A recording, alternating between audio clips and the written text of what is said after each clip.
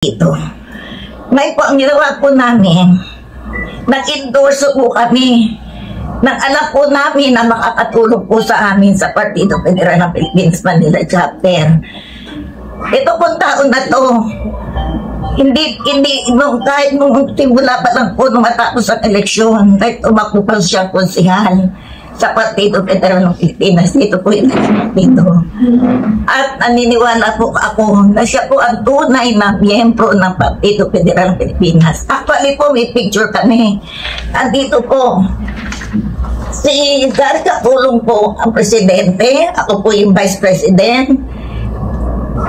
Tinaas po namin ang kamay ni Super Mara Tamundo dahil siya po ang tunay na partido, na miyembro ng Partido Federal ng Pilipinas. Actually nga po, hinahanap ni Gary Capulong si Mara.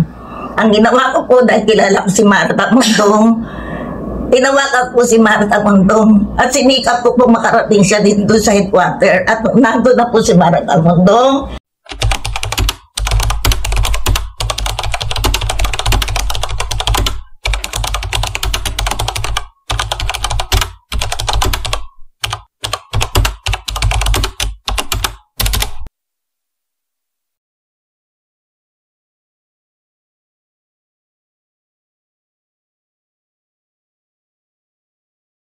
Sir, karagdagan pong reaction.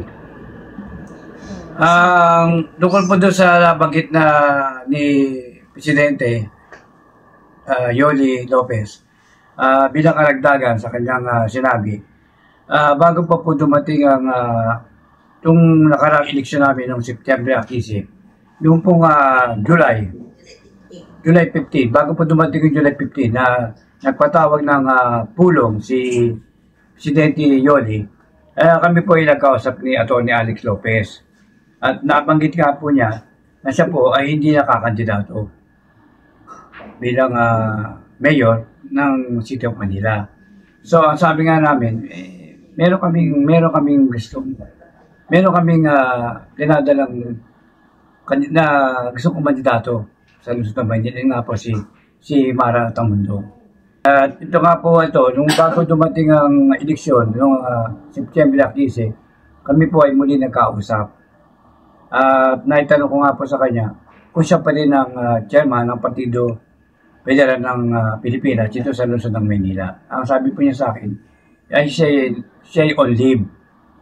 At ang pamamalakad ng Partido Federal ng Pilipinas ay diniligate niya kay Gary Capulong.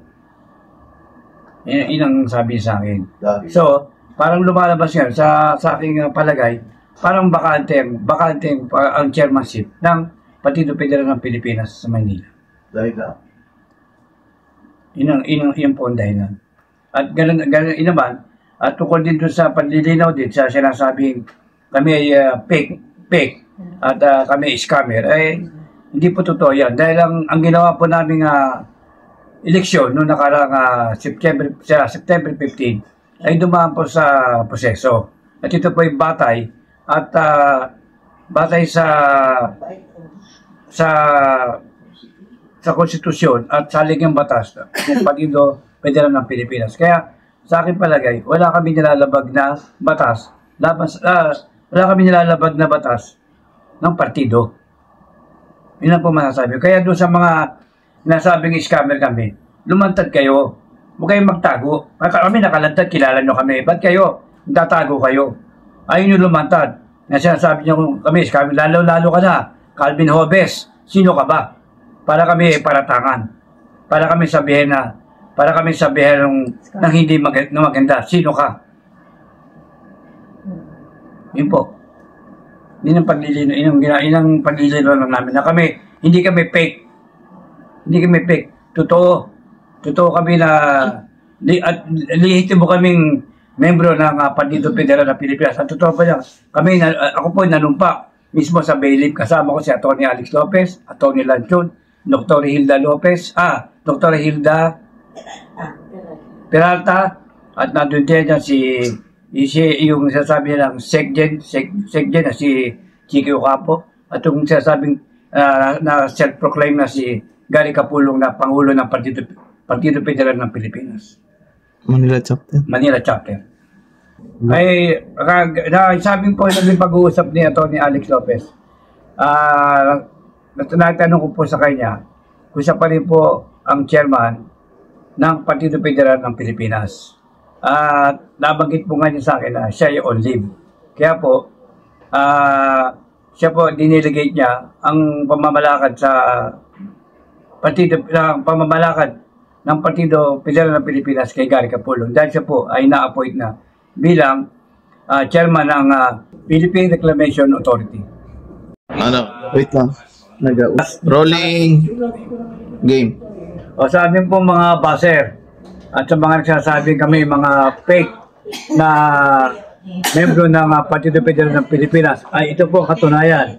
Noong pong October 8, 2021, makikita po sa larawan ang ginawang panunumpa ni Ma'am Mara Tamundong kay General Tom Lanchon bilang tunay na kasapi ng Partido Federal ng Pilipinas. Sa amin po mga basers na nagsasabi na po ni Ma'am Mundong ay mga kasapi ng Partido Federal ng Pilipinas, ito po ang patunay at makikita nyo sa larawan ang panunumpa ni Ma'am Mara Tamundong noong October 8, 2021 kay General Tom Lanchon. At ako naman po ay makikita ninyo ang aking pong ginawang panunumpa. Pareho din po kay General Tom Lanchon, kasama ko po rito, si Dr. Hilda Peralta, Atty. Alex Lopez, at ang iba pong mga kasapi at bagong membro ng Partido Federal ng Pilipinas. Ito po ay bilang karagdagan sa mga nagsasabi na kami po ay fake news. Ito po, makikita po ninyo sa larawan. Nakasama ko po si Governor Reynaldo Tamayo na ako po ang nag-arrange para sila po ay magkita ni Atty. Alex Lopez sa kanyang tahanan sa Corinthian Garden noong pong July 2023.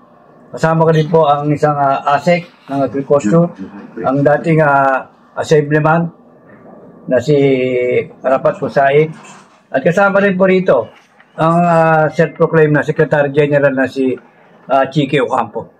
Isa pa rin po ito magpapatunay na ito po nga self-proclaimed na Secretary General ng Partido Federal ng Pilipinas na si Ginoong Chike Ocampo.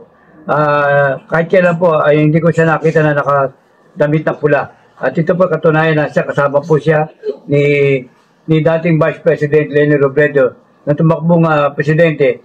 Siya po ay kasama.